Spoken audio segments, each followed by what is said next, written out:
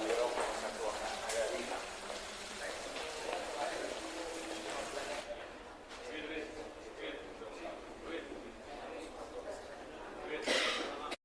Assalamualaikum warahmatullahi wabarakatuh. Saya mempersembahkan puji dan syukur kehadiran Tuhan Yang Maha Esa.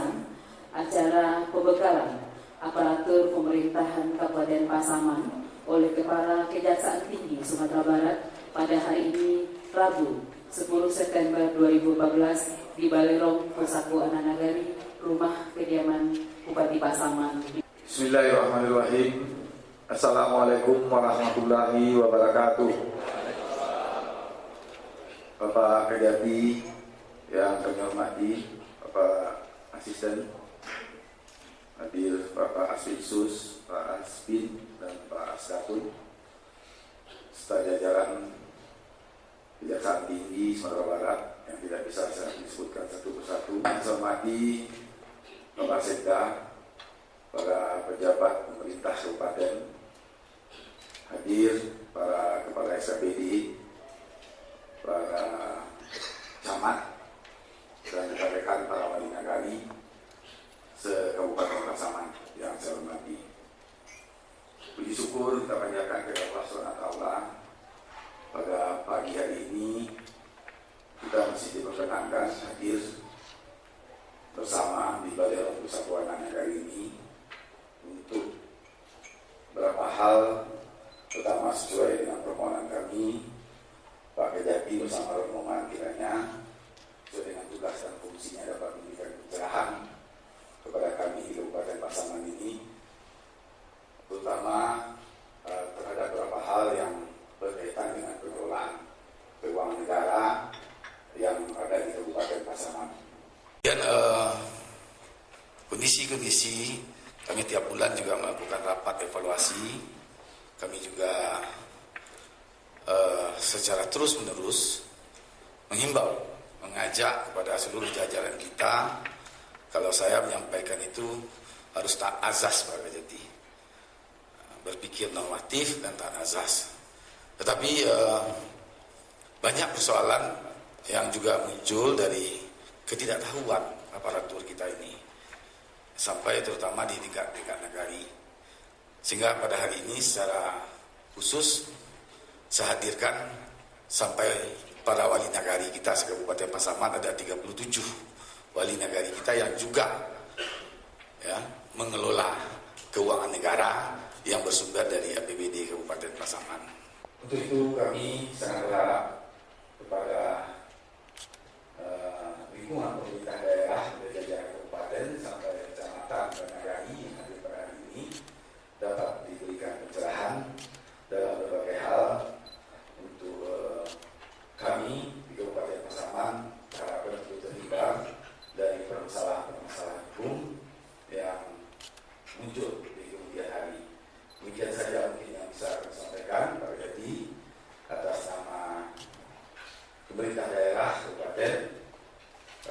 Tuan rumah sebutlah yang undang Pak Kejati, kami mengaturkan ucapan terima kasih dan penghargaan yang setinggi-tingginya atas kehadiran. Itu saja barangkali yang bisa kami sampaikan. Untuk selanjutnya waktu kami serahkan kepada Pak Kejati serta jajaran dalam seluas-luasnya, dan kepada kita bersama mari kita dengar penjelasan, arahan, paparan yang akan disampaikan oleh Pak Kejati bersama tim. Dan ini tentu bekal yang sangat berharga bagi kita, bagi kita bersama, bagaimana bagaimana kita bisa mengelola keuangan yang menjadi tanggung jawab kita secara efektif, efisien, dan seterusnya taat aturan tadi, supaya kita tidak salah dalam mengelola keuangan negara yang ditanggungjawabkan kepada kita. Demikian saja, terima kasih. Wabillahi taufiq wa hidayah. Wassalamualaikum warahmatullahi wabarakatuh. Selanjutnya sambutan dan pembekalan oleh Kepala Kejaksaan Tinggi Sumatera Barat kepada Bapak Agus Jaya, Sarjana Hukum. Assalamualaikum warahmatullahi wabarakatuh. Pembekalan pencerahan kepada seluruh SKPD, camat dan wali nagari se-Kabupaten Pasaman utamanya dalam pengelolaan keuangan daerah, agar kiranya dalam pengelolaan keuangan daerah tersebut tidak terjadi adanya kesalahan baik yang disengaja maupun yang tidak disengaja. Pak Bupati juga menyampaikan bahwa sudah ada MOU dengan Kajari. Nanti tugas saya di sana juga ya berhubungan dengan yang masalah-masalah seperti itu. Jadi ada MOU yang akan datang seandainya saya memberikan juga pengarahan atau apa, kerjasama itu nggak boleh pakai baju seperti ini lagi, karena status saya di sana nanti sudah bukan jaksa penuntut umum, sebagai jaksa pengacara negara. Jadi mungkin kalau Bapak Ibu sekalian ketahui, jaksa pengacara negara pakaiannya tidak seperti yang kita pakai seperti ini. Mereka ada pakaian tersendiri yang pakai dasi, ya, pakai dasi, bahkan ya batik dasi gitulah. Ya. Karena nanti kesannya kalau kita jadi jaksa pengacara negara masih menggunakan atribut atau PDH seperti ini, kelihatannya serem.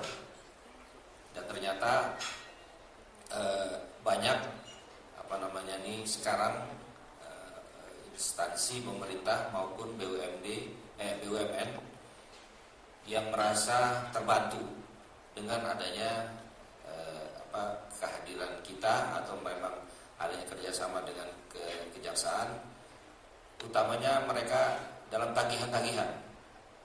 Jadi kasarannya kita jadi kayak debt collector lah kira-kira begitu ya kalau dia bilang. Tapi ini resmi.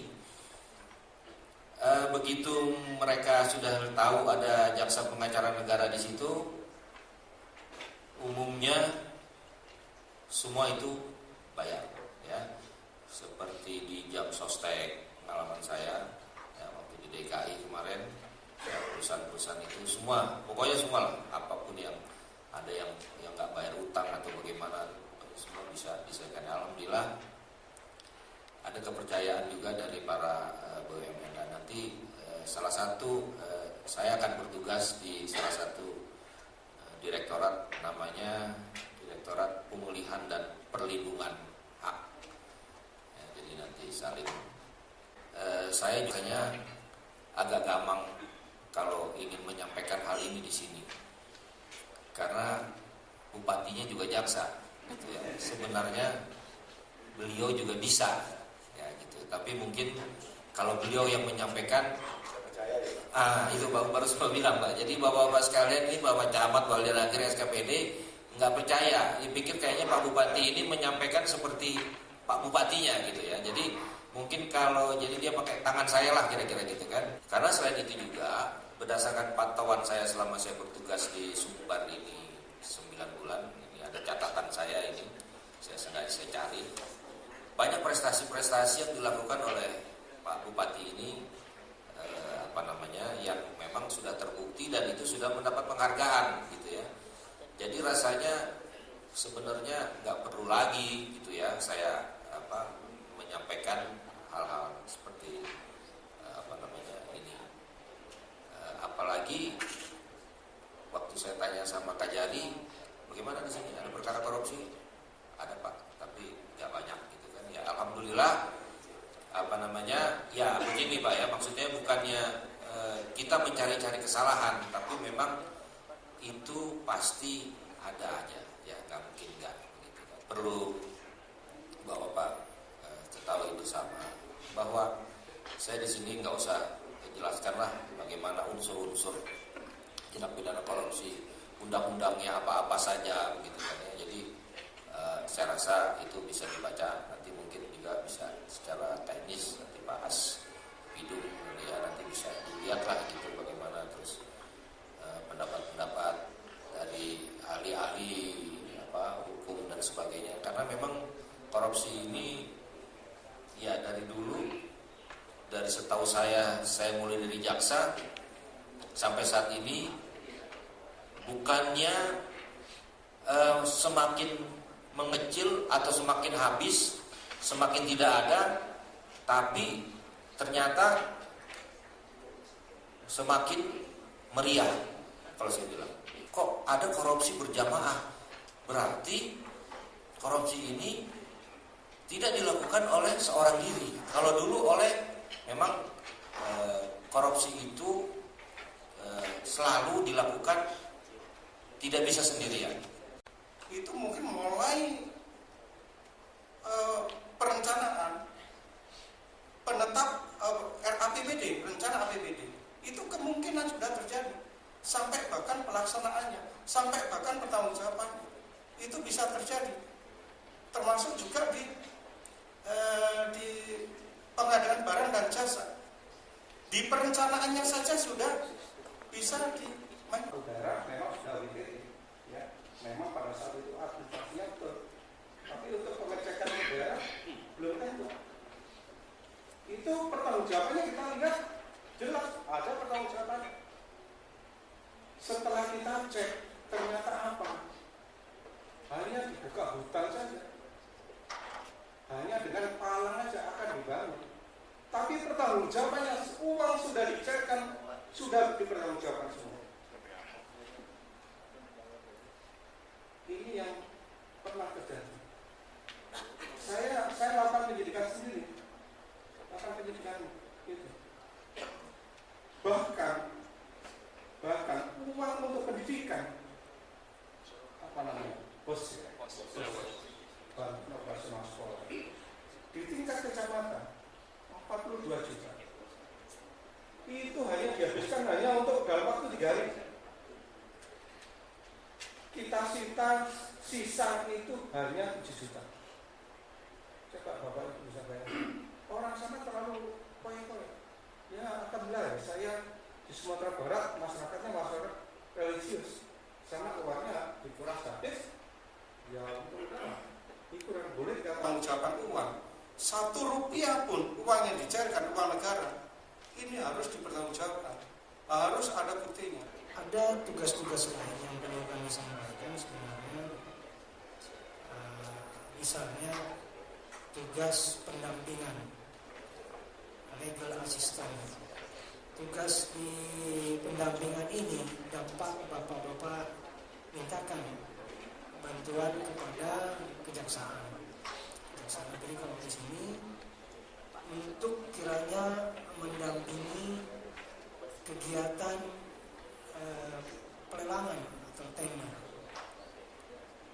Ini jaksa pengacara negara dapat memberikan pendampingan, dan selama ini instansi pemerintah, BUMN, BUMD yang melaksanakan kegiatan pengadaan barang dan jasa telah banyak meminta bantuan untuk pendampingan bersama juga dengan BPKP.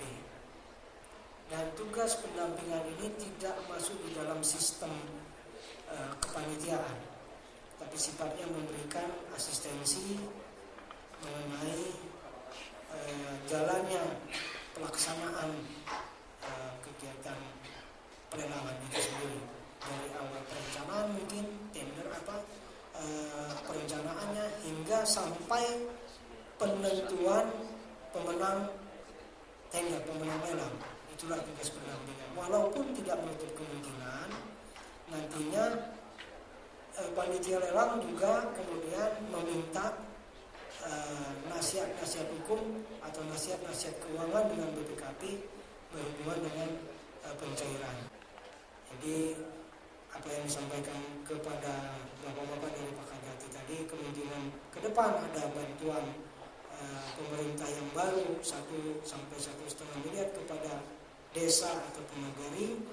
Kiranya kalau ada kegalauan sebelum ditemukan ada hal-hal yang kebimbangan atau yang lain, dapat dimintakan mungkin pendapat dari jaksa pengacara dari Sumatera Barat kepada Wati Pakaman dan sampai di mata, sampai Jenderal Hati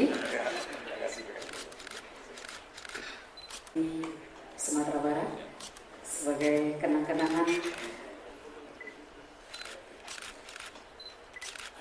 dari pemerintah Kabupaten Pasaman. Jadi atas nama pemerintah daerah Rakyati kami menyampaikan terima kasih dan penghargaan yang sangat tingginya. Saya hanya ingin kembali menyampaikan kepada kita bersama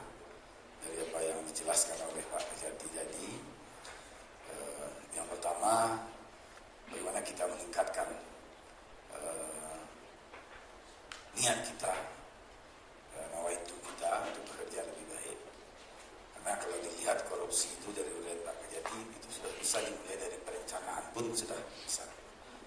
Dan niatkan itu juga pelaksanaan dan seterusnya.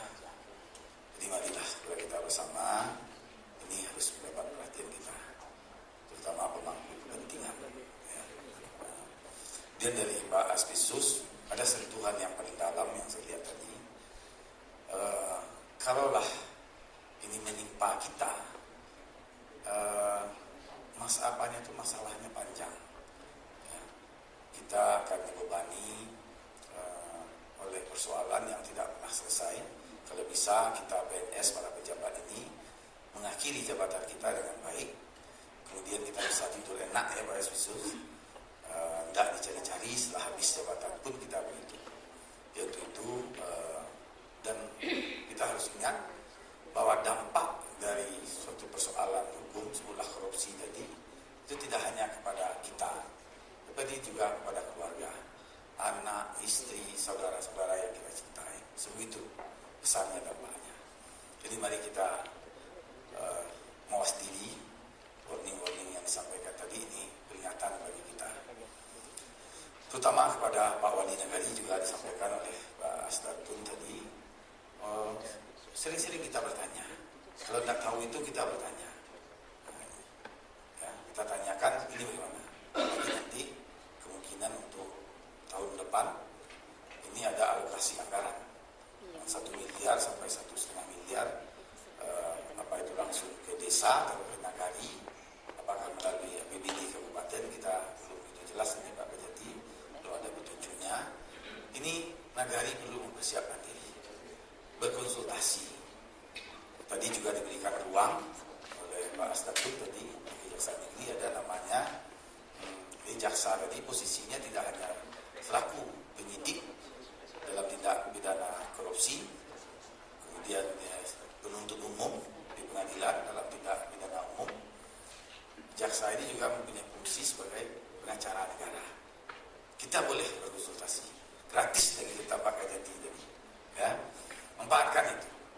Ya, sekali lagi kepada Pak Wali, ada tempatnya di sana ya Pak Kejati ya, ruangannya ada. Ini tolong dimanfaatkan sebelum kita tersandung masalah hukum itu. Nah, jadi mencegah itu jauh lebih baik seperti yang disampaikan oleh Pak Kejati tadi.